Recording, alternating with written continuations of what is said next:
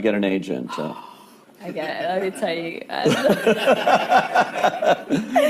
Talk about some name dropping, right? So I had a friend that at the time was good friends with Keenen Ivory Wayans, okay? And I got to meet Keenen, and we became very good friends. I ended up doing Low Down Dirty Shame with Keenen. Oh, sure, yeah. But I didn't have an agent. Peaches, as Peaches, yeah. right. I didn't have an agent yet. And I was like, you know, how am I was just going through, you know, the list of agencies, and I was like, I gotta get an agent. And so I literally called this one agent. Her name was Nancy Rainford. And I said, I'm a really good friend of Keenen Ivory Wayans, and he told me to call you specifically. And she's like this small agency on Melrose, but you know, she had Michael Rappaport at the time. Oh, wow. Yeah, she had Michael Rappaport at the time. So I said, he told me to call you specifically. You know, so I'm running this whole game, and she was like, really? She was like, well, why don't you come in and see me? So I went in to see her, you know, and I put on the jazz hands, you know. And she was like, you know what? I like you. I'm going to represent you. And I'm going to tell you, she was an awesome agent. She was an awesome agent. She had Michael Rappaport and I, and she started my career. She started my career. And then she eventually got out of the business, but she was the one that started my whole career. And but I got in the door because of Keenen's name. That attitude, that too. attitude. I was like, he told me you specifically. That's good. That's Isn't actually that good? Yeah. That is actually something. That's great. I love that. I did. Look, if it's not one thing Baltimore taught me, it definitely taught me how to hustle. I'll tell you that. What do you do when you change how the world thinks of cinema? What's next? I mean, do you keep making the same kind of film? Or if you're a person like Rossellini, if you are, you try something experimental. You push further. It's not just experimental for experiment's sake, but you push the boundaries further. See, I'm a seed. I really am. But a seed has to be planted. A seed got to have dirt put on top of it. If you take a seed and throw it on the concrete and walk off, the sun just burn it up. Yeah. But guess what? Logically, in my mind, it doesn't make sense that to grow something, you should dig a hole, put it down in there, and cover it with dirt. Logically, that don't make no sense to me. But though. See, dirt is necessary for growth and development. Dirt builds character. Dirt gives you the push-through factor. Dirt makes you come with it when you don't feel like coming with it no more. And you get dirt in a lot of different ways. All of y'all that had dirt thrown on you. And dirt ain't always what you want. It's somebody talking about you down on your job. It's somebody accusing you of something that you didn't do. It's somebody telling you you ain't gonna make it. It's somebody sharing information about you that ain't true. Everybody get dirt put on them. But see, when you're getting put under that stress, please know God is always working. Kirk Franklin's song, God is always working, so I smile. Because I know he back there. See, that dirt builds character in you. When they talking about you, it teaches you to withstand it. Right. Then it gives you something to push through. So when you put the seed and you put the dirt on it, if you understand stress, stress really ain't just dirt. Stress, see, they don't call it dirt when they plant it. They call it soil. Because, see, soil has nutrients in it. What the nutrients, when people talking about you, dogging you, lying on you, backbiting, stealing from you, talking about you, they're actually putting nutrients in you. They're building character. You got character now. Now the seed, if they put a camera under the ground, you'd have seen the seed sprout open and start coming through the dirt. Because the dirt is necessary so you can prove yourself. You know, if you don't really want to be, everything you see above ground that blossoms and plants and grows and that's beautiful, it was underground one time. All them potatoes, collard greens, they was underground one time. Them apple trees, they was underground one time. So they had to prove themselves. See, you want to be successful, well then you got to prove yourself. You got to push through the dirt. You got to come up through here. You got to come out, then you sprout, and And then Bishop say, then you become a tree. Next thing you know, you got fruit. Many years ago, I was asked a very interesting question. Somebody asked me a question, they raised their hand in the seminar and said, Tony, can you change people that don't want to change? Of course you can change people who don't want to change. All you need is the right kind of, if you have enough leverage where change becomes an absolute. Now for some people, leverage is not even the threat of their own life.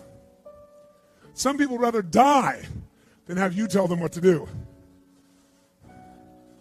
And so that's not the leverage. The leverage for them might be something for their children. Leverage for them might be spiritual growth. All of us have a leverage point. If you find the leverage, not the leverage you make someone do it, the leverage that will make them make themselves do it. We all have some place that'll get us to follow through.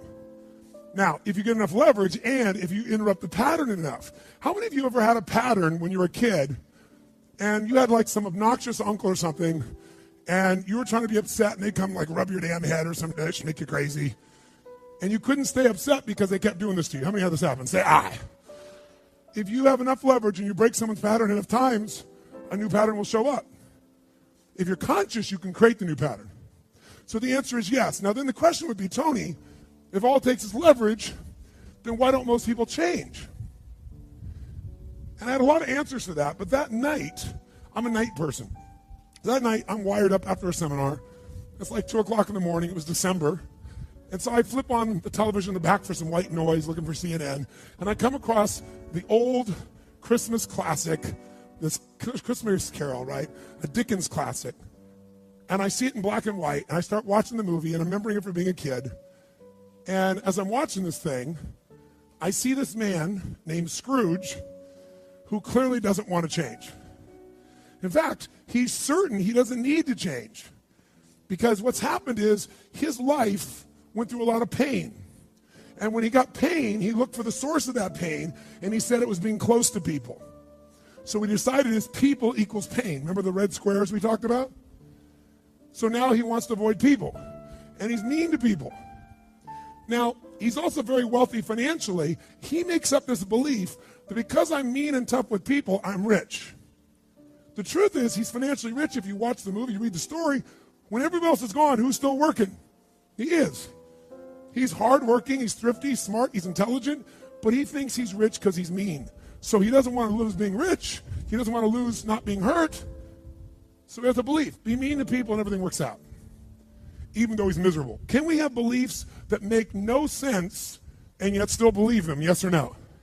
Sure, we just get wired. So I'm watching this guy. Now, the only way people change is if they associate either enough what? Pain, so they have to change, or they associate changing will equal enough what? And ideally, if you get both, you'll change. If you get, every moment I do this, the pain's getting more and more intense, there's a point where you must change. And if I change, I get all this pleasure, you're going to want to change. How many follow? But what equals pain and what equals pleasure is what you associate in your nervous system. So what happens is, the only way you create change is changing what you link pain and what you link pleasure to in your nervous system, not just in your head, in your gut. That's what controls you. Lots of times in your head, you know what you should do, but your gut takes over. Your fear, or your greed, or your desire, or your comfort, or whatever. Who knows what I'm talking about here? Say aye. But watch this. How many of you used to have a favorite dessert, or a food, or a form of alcohol that you really, really, really loved?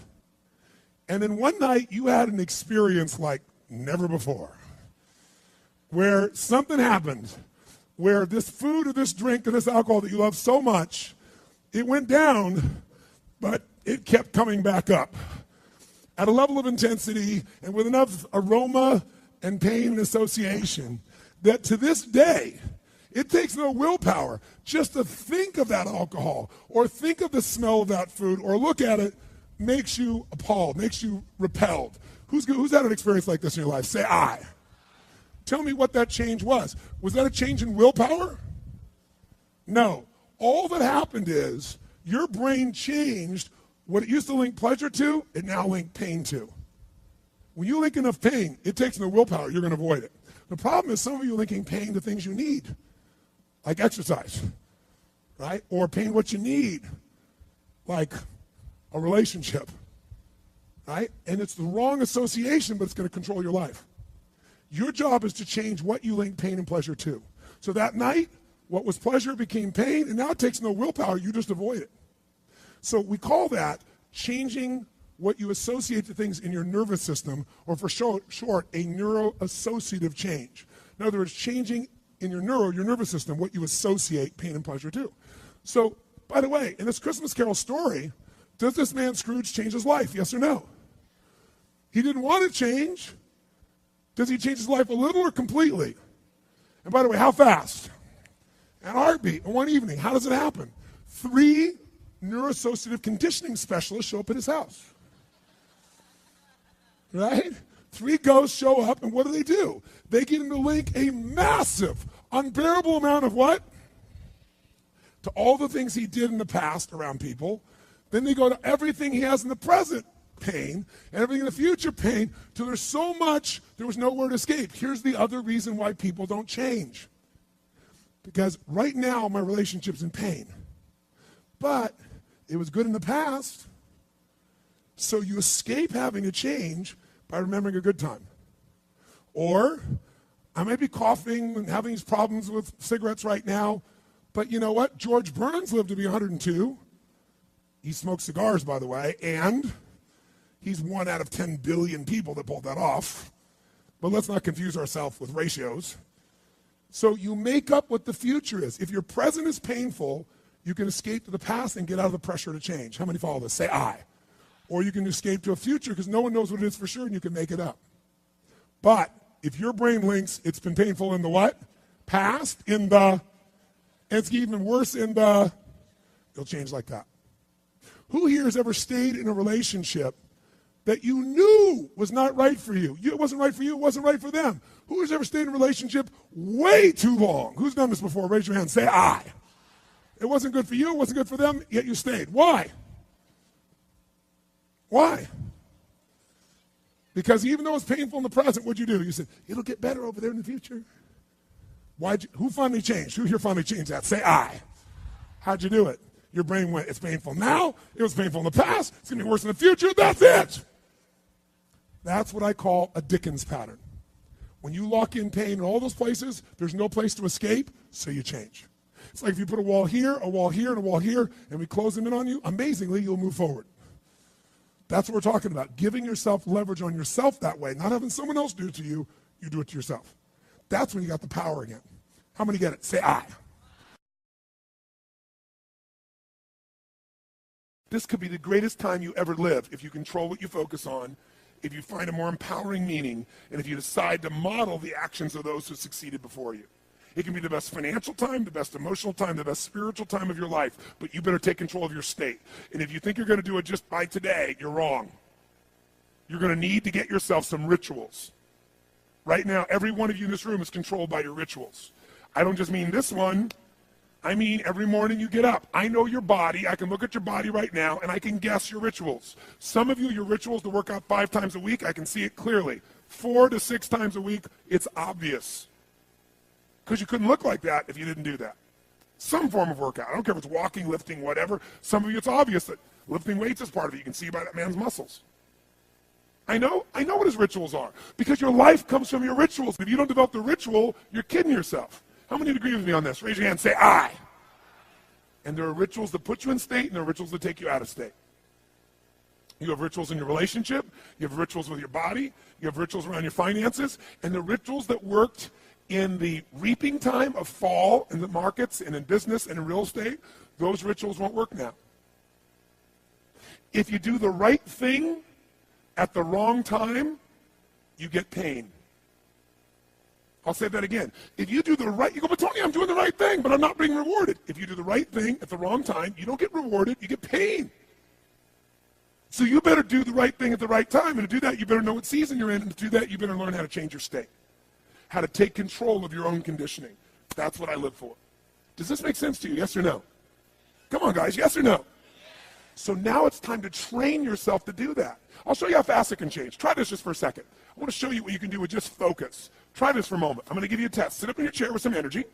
Make sure your buddy next to you is in a strong state. If otherwise, adjust their state. Come on, change their physiology, whatever they got to do. See if they're ticklish. That might help. Now do this. I want you to look around this room right now and find everything in this room that you can find that is brown as fast as you can. Look for brown, look for brown, look for brown, look for brown. Look around you, look for brown, look for brown, look for brown. Okay, close your eyes. I'm going to give you a test. With your eyes closed now, shout out loud everything you saw that was red.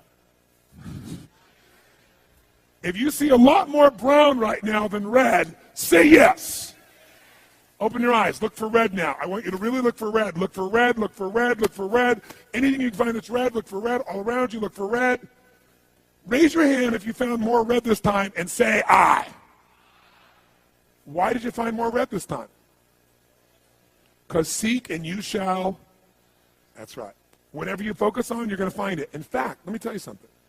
You'll even find it when it's not there. How many saw burgundy, called it red, just so you could have more things you counted? Raise your hand, say, come on. See, whatever you're looking for, you're going to find. So if you want to change your life, my friends, you've got to change your physiology and you've got to change your focus.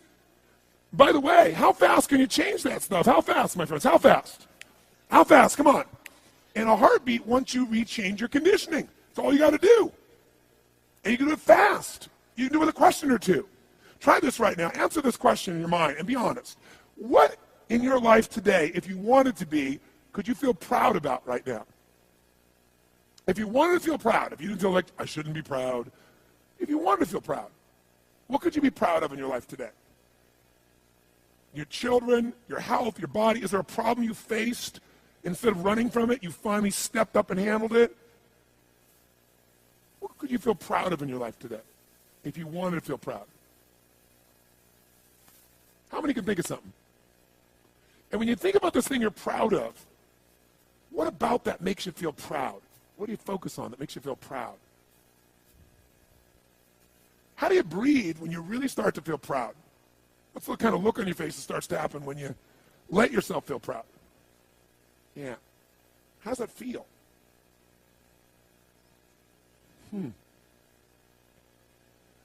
Think of another area of your life. Think of an area of your life that you're grateful for.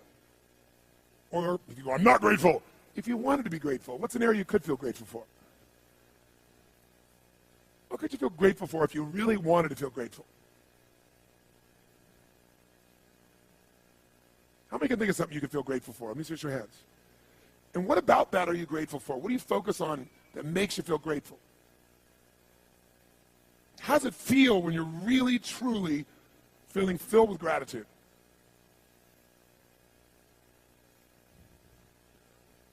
Here's one. If you wanted to be excited about your life right now, and you were willing to be excited, you're willing to buck everybody else's trend, what could you feel excited about in your life if you wanted to feel excited? What could you get excited about if you really focused on it and you really took it in? And you weren't in a negative place. What could you get excited about if you wanted to be excited in your life? What could you get excited about?